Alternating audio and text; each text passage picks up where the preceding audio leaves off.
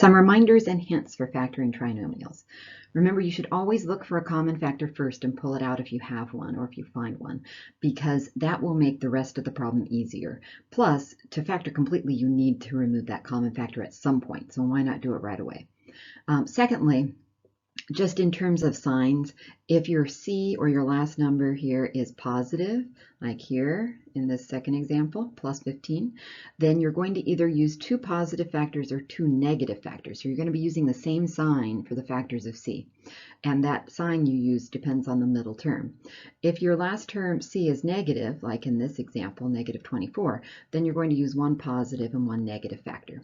So keep in mind that when you go to factor negative 24, for instance here, as I factor, I need to have at least one of them be negative, actually exactly one be negative. So negative 1, positive 24, negative 2, positive 12, negative 3, positive 8, negative 4, positive 6. Now, the negative can be on either of the factors in those pairs, but if you start with 1, you can always change the sign if your sign isn't coming out right. So let's go ahead and look at this first example. 6x squared plus 7x minus 24, since I've already factored negative 24. The other thing we have to factor, of course, is 6, 1 and 6, 2 and 3. So we're going to have a product of two binomials. I can immediately set that up. And I can go ahead and just choose, because we've got to start somewhere, one of the factors for 6. So I'm going to use 2x and 3x. Now the last hint is that if our polynomial had no common factors at the beginning, so if you look at the beginning of this trinomial, 6, 7, and negative 24 do not have anything other than 1 in common. That means that when I go to plug in factors of 6 and 24, I need to make sure that I don't use anything that creates a common factor in either of these binomials. For instance, if I were to use the negative 4 and the positive 6 right here, do you see how there's a positive 2 that's common in this first factor and a positive 3 in common with that factor? Because there was no common factor in the first trinomial where I started, there shouldn't be a common factor in either of these.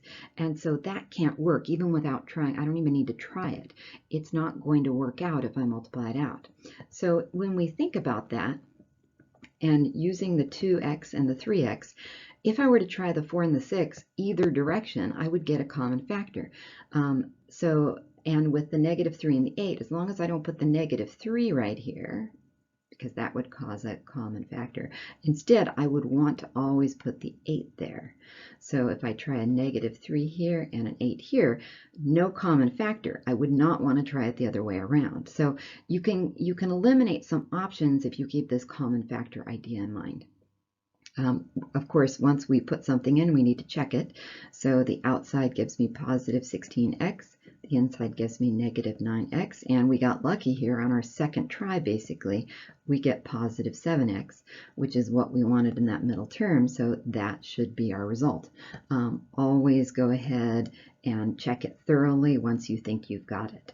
Now, you don't always get things on your second try here, but again, if you're paying attention to what works in terms of common factors, that you don't want to line up common factors, that will help you eliminate options. So 2x times 3x as a check would be 6x squared. Outside would be positive 16x. So I'm doing a thorough check here now. Negative 3 times 3x is negative 9x. Negative 3 times 8 is negative 24. So we get 6x squared, positive 7x minus 24. Double checking, that is exactly where I started, so that checks. All right, so there's one example, kind of keeping those hints in mind. Now the second one, remember the first hint is always look for something common. This first one didn't have anything common. This one does. 24, 16, and 15. They're not all even, so there's no 2 in common, but if you look carefully, there is a 3 that we can take into each one. So 3 is common. It goes into 24 8 times. It goes into 66 negative 22 times, and into 15 5 times. So by taking the 3 out, we get much nicer numbers, the 8 and the 5, to work with in our trinomial factorization in our trial and error process.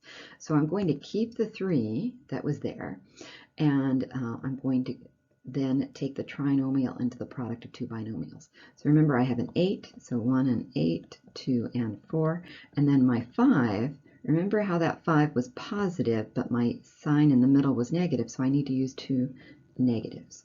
So there's that hint that we talked about. So I definitely know there's only one way to do the 5, so I'm going to put that in first, -1, -5.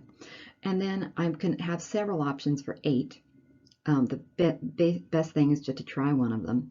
One hint, as I look at this, I have 1 and 8, 2 and 4. If 8 times 5 is 40, which is a little high for the 22 that I'm after, but 4 times 5 would give me 20. That's really close. So I'm going to choose as a first step to try the 4 here. It may not work, but it's a good try because 4 times 5 is going to get me close to that -22. That means the 2 would go in the second binomial position. So I have 4x minus 1 times 2x minus 5. Let's check that, do a brief check with the outside and inside terms. -20x for the outside, -2x for the inside, and we're good. That's a -22x, which is what I wanted in the middle. So that looks good. Now we still need to do an overall check. So I'll erase my subcheck. I will then do an overall check.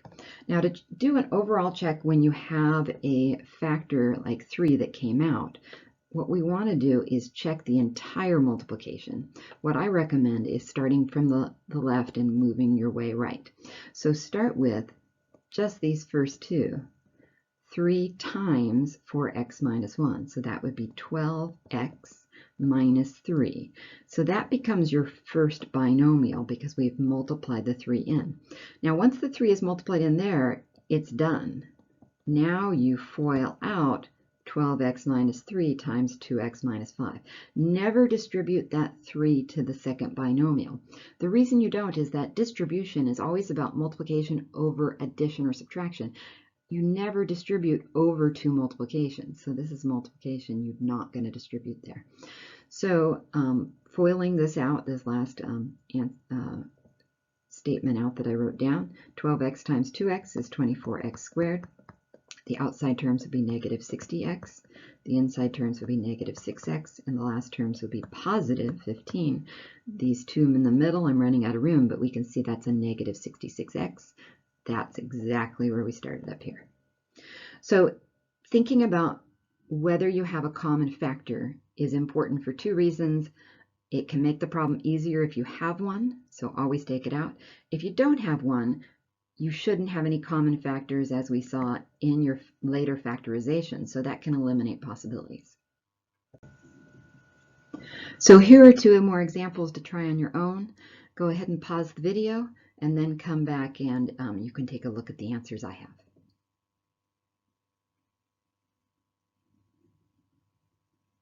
All right, so let's try these together. You've had a chance to do them. I'll go through my answers.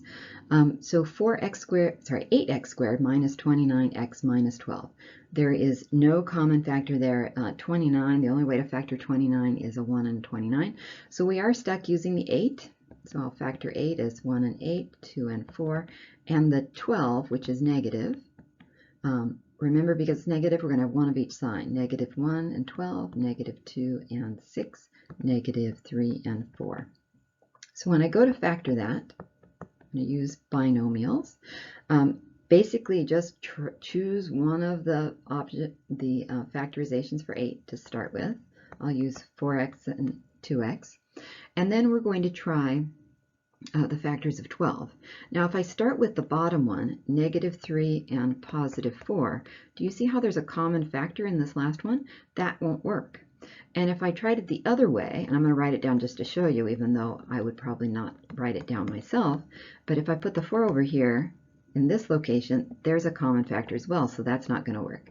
So 2 and 4 won't work with 3 and 4.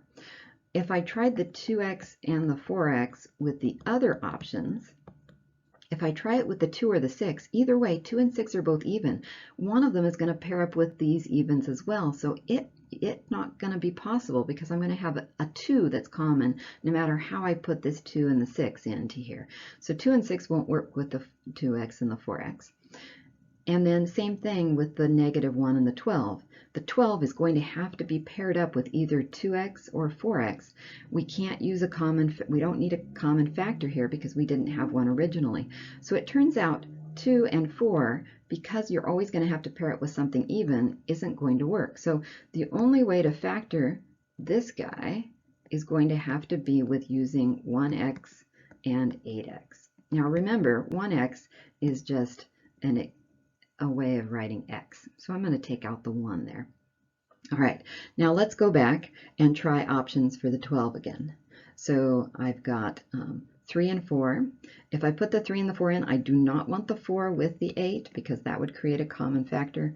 So I'm going to make sure I put the 4 with the 1x.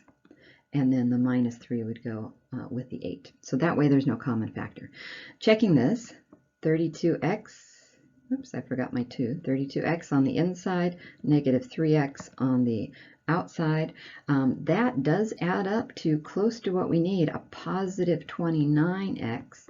We want a negative 29x. So remember, if we get the right number but the wrong sign, that's an easy fix. Just change your signs. So if I make this a -4 and this a +3, I should have the right answer. So because I think I've got the right answer, I'm going to do a complete check instead of my sub-check here. So I'm going to FOIL this entire statement out. X times 8x is 8x squared. The outside terms are +3x, inside terms -32x, and -12. Collecting like terms, 8x squared minus 29x minus 12. It's exactly what I started with, so that checks. All right, next answer, or next problem. 6x squared plus 2x minus 8. This does have a common factor. There's a common 2. We can take a 2 out, and we're left with 3x squared plus x minus 4. This gives us a much easier trinomial to factor with because we're looking at using 3, which only factors to 1 and 3, and -4, which only factors to -1 and 4, or -2 and 2. So that reduces our options that we have to try. So again, keep the 2, show your binomials out. There's only one option here, 1x and 3x. Again, I don't need to write the 1. 1x is the same thing as saying x. And then plug in, and it's your choice how you try it. Either try the -2 and the 2 or the -1 and the 4. Some hints here, if I put the 4 with so that it's right here and multiplies the 3, I'm going to get 12. Remember, I want a +1x to multiply out to that trinomial. 12 is going to be way too big, so don't put the 4 there.